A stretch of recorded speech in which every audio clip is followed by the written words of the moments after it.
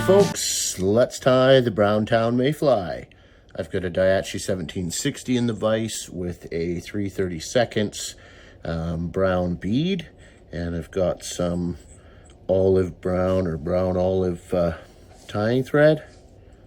So just going to get my thread attached, and I'll grab a piece of either copper brown, amber, anything along that line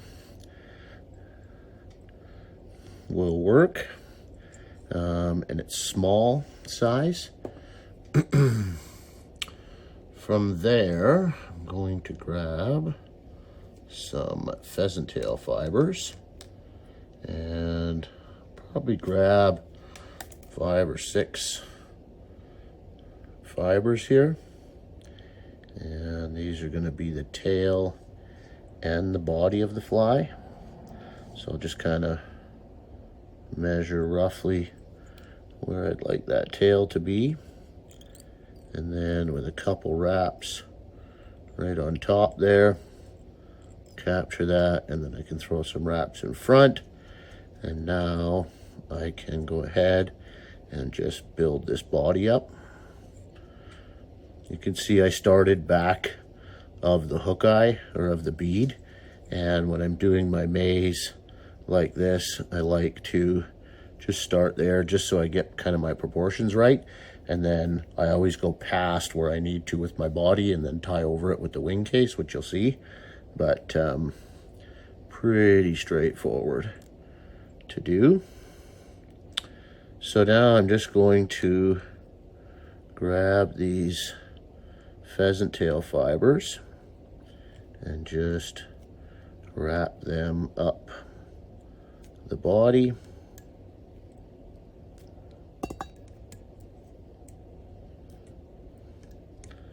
One more wrap there.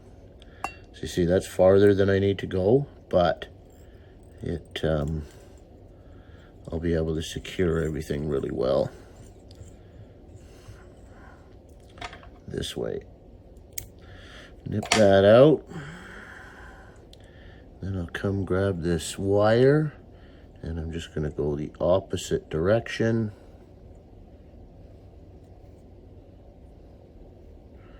Just like so. And then I'll get that tied off with some nice tight wraps. You can helicopter that out of there. Just like so. All right, we're looking okay so far. Next, I'm going to grab some, this is just a brown scudback. And I'll capture this right on top as best I can. And now this is where I wrap back over where my body finished. And that's just going to help keep everything nice and durable. It's fairly centered, but get it over on my side just a little more. And then when I'm checking to make sure it's centered, at the same time, I'm just getting that wing case about the size that I want it. So that's pretty good there. Now, this is a custom dubbing blend, but if you take any kind of, rabbit dubbing or anything like that and just mix in a tiny little bit of flash, that would work. But, I mean, you can always use whatever your favorite dubbing is. These are a little bit of a longer fiber, and I'll kind of explain why in just a minute, but having it be a little bit longer does help. I think actually I can fit a little bit more in there. Just a tiny bit more,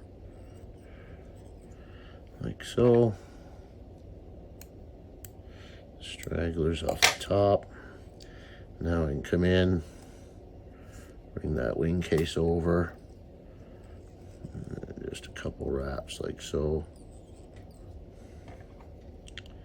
tug on it a little bit and nip it out of there.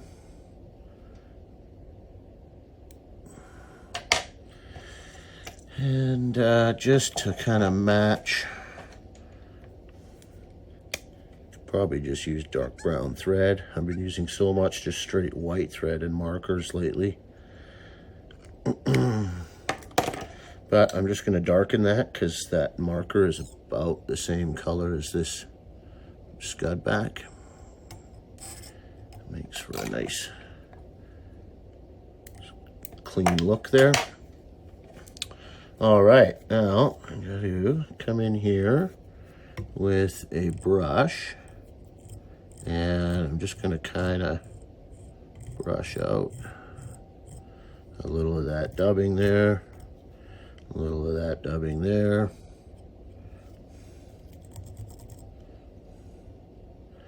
And then you just kind of push that dubbing back a little bit. And now you have your legs. So, pretty simple as far as a May goes. Not much to it.